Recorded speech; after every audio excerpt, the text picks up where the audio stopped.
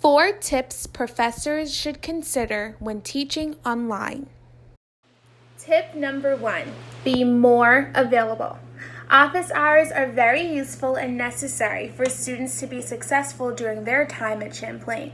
Students need their faculty members' attention when things are unclear and require some explanation.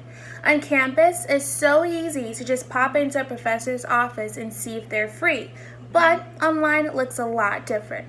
So, please check your emails constantly and answer at your earliest convenience. Tip number 2, get creative. There are so many different ways for you to see if your students have done the readings. Canvas discussions are a great way for you to see if students have done the readings and a way for them to interact with their peers. But it's not the only format that you can choose. Zoom breakouts are available, and Kahoot games are a perfect way for it to be fun and interactive and to keep your students' interest. So, get creative with the way you decide to gauge your students' knowledge on a given topic. Tip number 3, don't shy away from face-to-face conversations. Creating time in your schedule to have virtual office hours on Google Hangout, Zoom, FaceTime, or even WhatsApp Messenger means so much to your students. It can be really hard to convey a message over email when it takes less time to just speak to your professor and get an answer right away. Also, some of your students miss seeing your faces, and I'm sure you miss seeing them. Sometimes.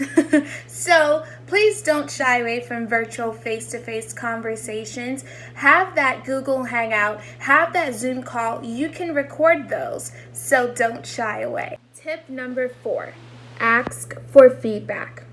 Never be afraid to ask for feedback. If you're ever wondering if a particular format is working for your students, then just ask. Not only will it help save you the trouble from constantly creating it every week, but it will also save your students the stress from having to deal with something that's ineffective and not helping them learn the content in the best way possible. So, just ask for feedback and actually pay attention to the critique. After all, flexibility is key and we're all constantly learning.